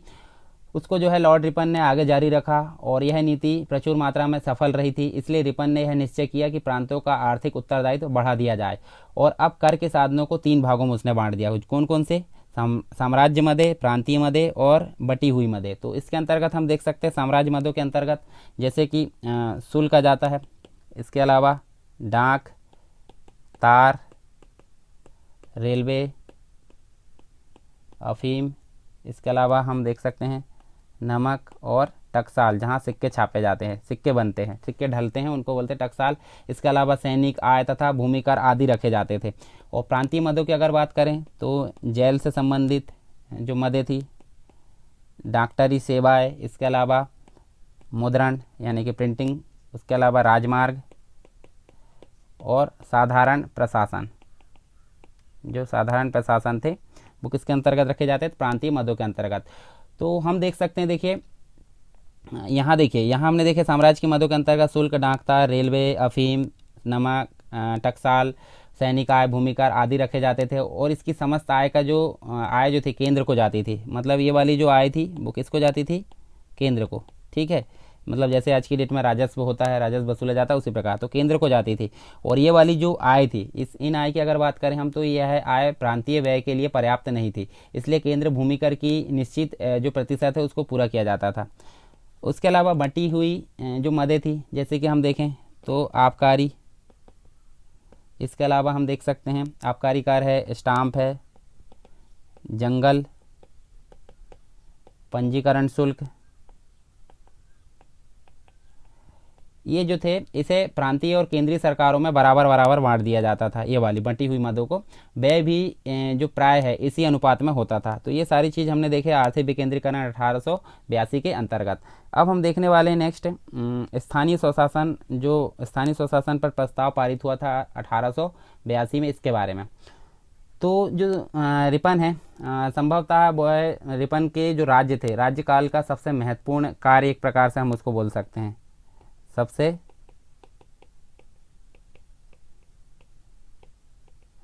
महत्वपूर्ण कार्य इसको हम बोल सकते हैं।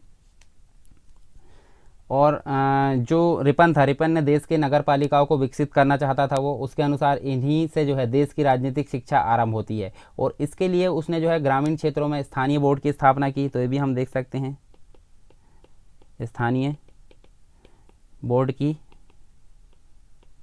स्थापना किसके द्वारा की गई, रिपन के द्वारा। प्रत्येक जिले में उसने जिला, उपविभाग, साथ में तालुका अथवा तहसील बोर्ड, ये सभी बनाने की आज्ञा दी। नगर पालिका स्थापित की, ये भी हम देख सकते हैं, जैसे कि हम आज की डेट में देख सकते हैं नगर पालिका, नगर पंचायत जो है 73-74 संविधान संशोधन के तहत यहाँ पारित हुआ था। उसी प्रकार ये इसकी शुरुआत हमको रिपन के समय देखने को मिलती है। इन स्थानीय संस्थाओं को निश्चित कार्य तथा आय के साधन दिए गए। इन संस्थाओं में गैर सरकारी सदस्यों की संख्या अधिक होती थी। सरकार का हस्तक्षेप कम कर दिया गया।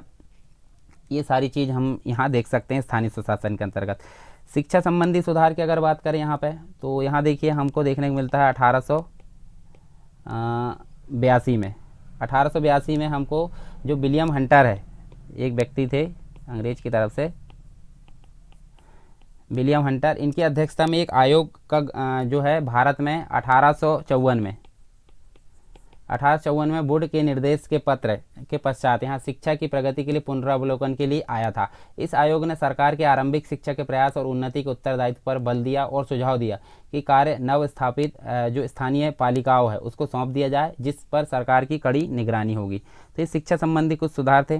फिर इंपॉर्टेंट हम देख लेते हैं इलवर्ट बिल विवाद। तो इसके बारे में हमने पहले भी पढ़ चुके हैं, जैसे कि नया फौजदारी एक्ट पारित हुआ था 1861 में। तो 1861 में पूरे कंप्लीट देश में एक ही जो है फौजदारी अधिनियम लागू किया गया था, ठीक है। और प्रत्येक प्रांत में उच्च न्यायालय स्थापित कर दिया गया। उस समय ऐसा सोचा गया था कि यूरोपीय व्यक्ति को मुस्लिम कानून के अंतर्गत लाना ठीक नहीं है। और उस समय एक प्रथा बन गई थी कि प्रेसिडेंसी नगर जो थे उसके अंतर्गत हम देख सकते हैं भारतीय तथा जो एक प्रकार से देखें भारतीय दंड नायक तथा सेशन जज जो थे भारतीय तथा यूरोपीय दोनों के मुकदमे यहाँ पे सॉल्व कर सकते हैं, मुकदमों की सुनवाई कर सकते हैं। परंतु जो ग्रामीण प्रदेश थे उसमें केवल यूरोपीय न्यायाधीश ही यूरोपीय व्यक्तियों की जो मुकदमा है वो लड़ सकते हैं। मतलब देखिए ऊंचे लेवल पर तो जो है यूरोपीय व्यक्ति रहे चाहे भारतीय रहे, उनकी जो सुनवाई है भारतीयों के अंतर्गत जो न्यायाधीश थे वो कर सकते थे, परंतु निचले लेवल पर यानी कि ग्रामीण लेवल पर ऐसा व्यवस्था नहीं थी। तो यहाँ देखिए एक बिल आया था, सर पीसी इलवर्ट थे, जिनको हम इलवर्ट बोल सकते हैं, जो वायसराय की परिषद के विधि सदस्य थे। इन्होंने जो है इस अन्याय को दूर करने की भावना से एक विधेयक पारित किया जिसको हम बोलते हैं इलवर्ट बिल। इसकी संख्या दी गई और यहाँ 2 फरवरी 1883 को ये प्रस्तुत किया गया। और विधेयक का उद्देश्य क्या था? जाति भेदभाव पर आधारित न्यायिक अयोग्यता तुरंत समाप्त कर दिया जाए। भारतीय तथा यूरोपीय न्यायाधीशों की शक्ति समान कर दी गई, जिससे कि वो यूरोपीय के भी यहाँ पे केस मतलब सॉल्व कर सके। यूरोपीय लोगों ने काफ़ी यहाँ पे क्या किया, इस बिल का काफ़ी विरोध किया। विरोध क्यों किया? क्योंकि वो ऐसा मानते थे, उन्होंने कहा कि क्या हमारा निर्णय काले लोग करेंगे, क्या वे हमें जेल भेजेंगे, क्या वे हम पर आज्ञा चलाएंगे, ये कभी संभव नहीं है। तो इस प्रकार उन्होंने जो है इलवर्ट बिल का काफ़ी विरोध किया। यह असंभव है, यह अधिक अच्छा है कि भारत में अंग्रेजी राज ही समाप्त हो जाए। तो इस प्रकार का विरोध किसके द्वारा किया गया? यूरोपीय व्यक्तियों के द्वारा किया गया।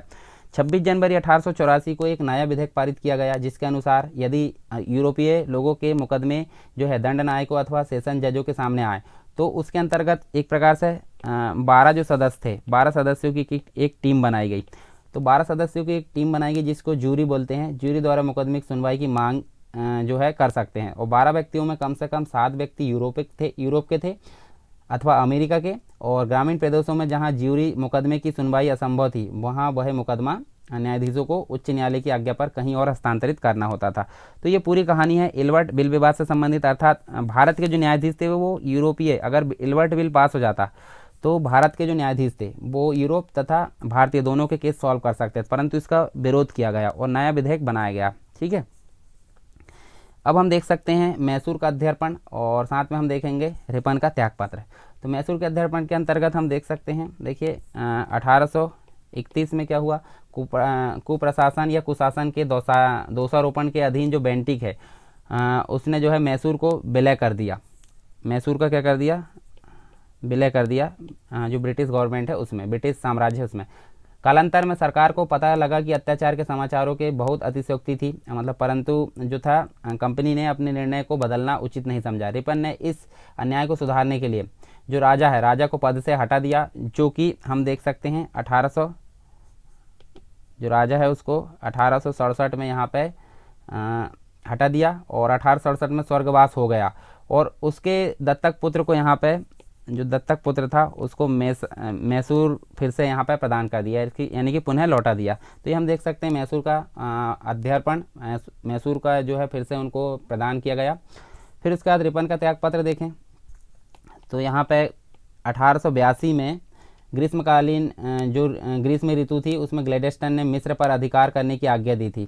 और इसके अलावा भारत से जो सेना की टुकड़ी थी मिस्र भेज दी गई। उस व्यय का कुछ भाग भारतीय सरकार को व्यय करना पड़ा। रिपन ने इसका क्या किया? विरोध किया। मतलब जो व्यय था भारतीय सेना, मतलब जो भारतीय जो धन था उसका व्यय कहाँ किया गया? जिस सेना को मिस्र भेजा गया था उस सेना के ऊपर किया गया। तो इसका विरोध किसने किया? रिपन ने। दूसरा वह इलवर्ट बिल विवाद जो हुआ था उससे भी काफ़ी अप्रसन्न था। उसने यह अनुभव किया कि वह अपने उद्देश्य उसमें सफल नहीं हो सका, मतलब जिसने भी इसके द्वारा सोचा गया था अच्छा करने का उस उद्देश्य में सफल नहीं हो सका। दूसरा हम देख सकते हैं उसने अपने कार्यकाल समाप्त होने से पूर्व ही त्यागपत्र दे दिया। तो यहाँ हम देख सकते हैं रिपन का त्यागपत्र हो जाता है। उसके बाद एक जो है हम देख सकते हैं यहाँ पे फ्लोरेंस नाइटिंगेल। फ्लोरेंस नाइटिंगेल के द्वारा जो रिपन है, रिपन को भारत का उद्धारक कहा गया। भारत का उद्धारक किसके द्वारा कहा गया? फ्लोरेंस नाइटिंगेल के द्वारा। उसके शासनकाल को भारत में स्वर्ण युग का आरंभ काल कहा जाता है। रिपन भारतीयों में बहुत लोकप्रिय बन गया था और उसे सज्जन रिपन के रूप में स्मरण भी किया जाता था। ठीक है, अब देखने वाले हम लॉर्ड कर्जन के बारे में। लॉर्ड कर्जन जो कि इसकी भी काफ़ी प्रतिक्रियावादी नीति थी और इसका कार्यकाल हमको देखने को मिलता है 1899 से लेकर 1905 तक, ये हमको देखने को मिलता है कंप्लीट।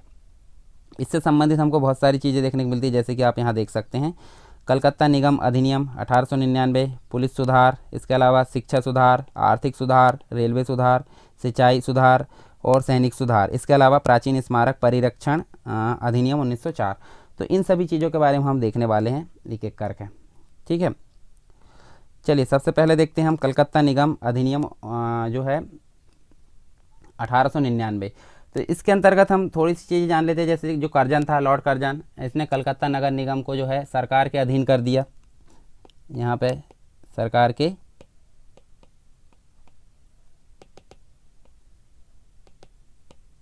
अधीन कर दिया, सरकार के अधीन कर दिया गया।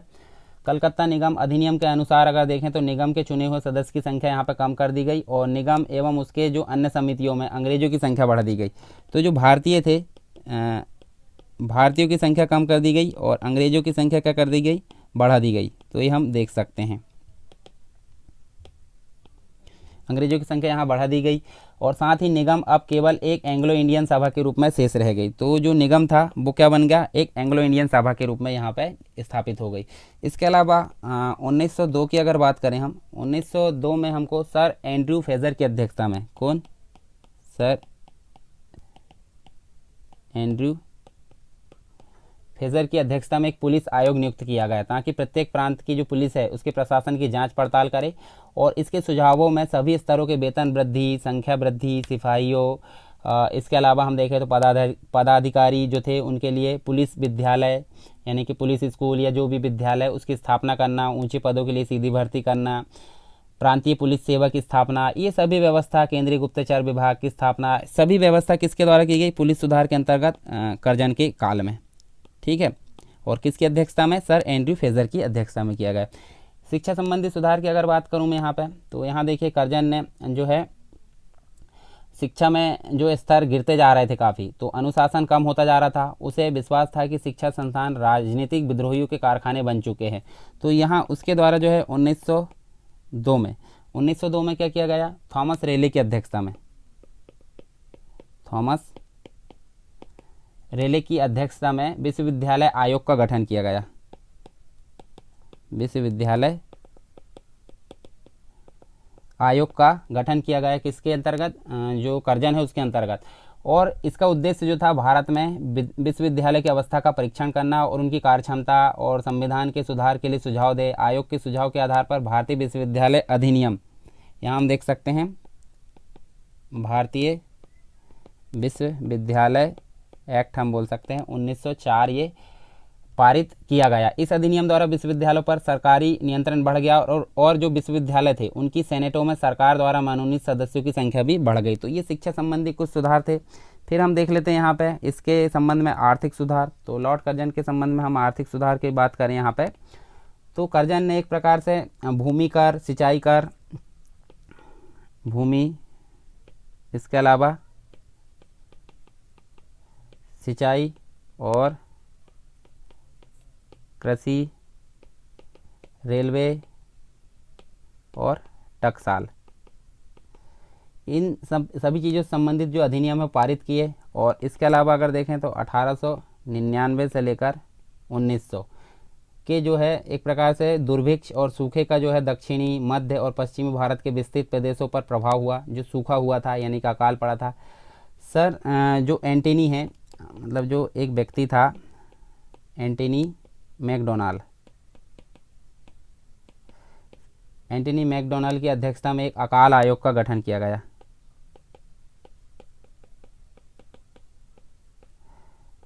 किसकी अध्यक्षता में? एंटनी मैकडोनल्ड की अध्यक्षता में एक अकाल आयोग नियुक्त किया गया ताकि अकाल कार्यों का जो है परिणामों का मूल्यांकन किया जा सके। इसके अलावा रेलवे सुधारों के अंतर्गत बात करें तो कर्जन ने रेलवे के विकास के लिए एक व्यक्ति था जिसका नाम था मिस्टर थॉमस रॉबर्टसन।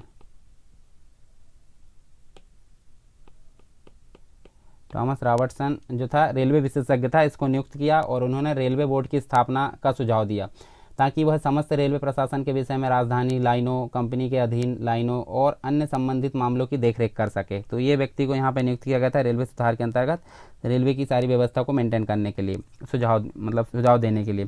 फिर देख सकते हैं हम सिंचाई सुधार की अगर बात करें तो यहाँ पे सिंचाई सुधार के अंतर्गत 1901 की बात करते हैं। एक व्यक्ति था जिसका नाम था कॉलिन स्कॉट। कॉलिन स्कॉट की अध्यक्षता में एक सिंचाई आयोग का गठन किया गया।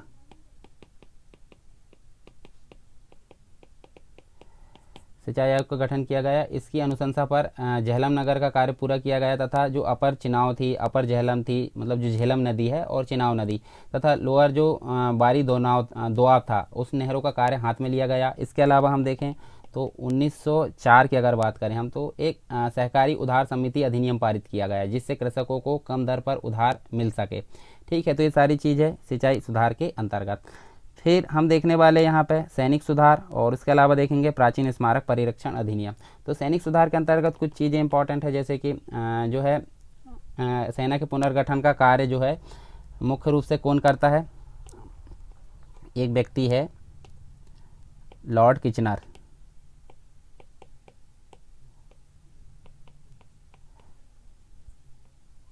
लॉर्ड किचनर ने जो कि भारत में एक प्रकार से 1902 से लेकर 1908 तक का जो मुख्य सेनापति के पद पर बना रहा उसका था और भारतीय सेना को एक प्रकार से दो कमानों में बांटने का काम भी इसी का था। दो कमानों में बांटने का काम इसी का था। एक उत्तरी कमान थी और एक दक्षिणी कमान थी। उत्तरी कमान जो थी हम देखें तो उत्तरी कमान जिसके कार्यालय मरी में थे और दूसरी जो एक प्रकार से देखें तो पेशावर में भी था। और दक्षिणी कमान की अगर बात करें तो इसका मुख्यालय पूना में था और कोयटा में भी था। अफसरों के परीक्षण के लिए हम देखें या प्रशिक्षण के लिए इंग्लैंड के जो कैम्बरले है कॉलेज के नमूने पर एक कॉलेज जो है कोयटा में खोला गया। तो ये सारी चीज़ जो है किचनर की व्यवस्था पर आधारित था, जो लॉर्ड किचनर था। और इसी के अंतर्गत हम देखें तो जो भी बटालियन थी उसको एक कड़ा परीक्षण देना होता था जिसे किचनर टेस्ट कहा जाता था। तो ये सैनिक सुधार के अंतर्गत हमने चीज़ें देखें हैं। इसके अलावा जो प्राचीन स्मारक परीक्षण मतलब परिरक्षण अधिनियम 1904 है उसकी अगर बात करें हम यहाँ तो लॉर्ड कर्जन के समय में इतिहास और पुरातत्व का जो ज्ञान था उसका विद्वान उसको बोला जाता है लॉर्ड कर्जन को। और उसने भारत के प्राचीन स्मारकों की मरम्मत, प्रतिस्थापना और रक्षण के लिए एक अधिनियम पारित किया। मरम्मत के लिए उसने जो है 50,000 पाउंड निर्धारित किए थे जो स्मारक प्राचीन स्मारक उनके लिए। उसने भारतीय रियासतों को इसी प्रकार के महत्वपूर्ण कार्य के लिए बाध्य किया। प्रांतीय जो सरकार थी उसमें भी दुर्लभ वस्तुओं के लिए संग्रहालय बनाने की प्रेरणा दी। इस प्रकार उसने जो है प्राचीन काल के कलाकारों को भी अपनी श्रद्धांजलि भेंट की। तो ये हमने सारी चीज़ें देखें गवर्नर जनरल के बारे में। और इसके बाद हम जो नेक्स्ट चीज़ पढ़ेंगे पहले हम देख लेते हैं हमने क्या क्या पढ़े। तो ये सारे जो गवर्नर जनरल है उनके बारे में हमने सभी प्रकार से सारे डायमेंशन क्लियर कर लिए है। अब इसके बाद हम कुछ व्यक्तित्व पढ़ेंगे जो कि हमारे लिए बहुत इम्पॉर्टेंट है।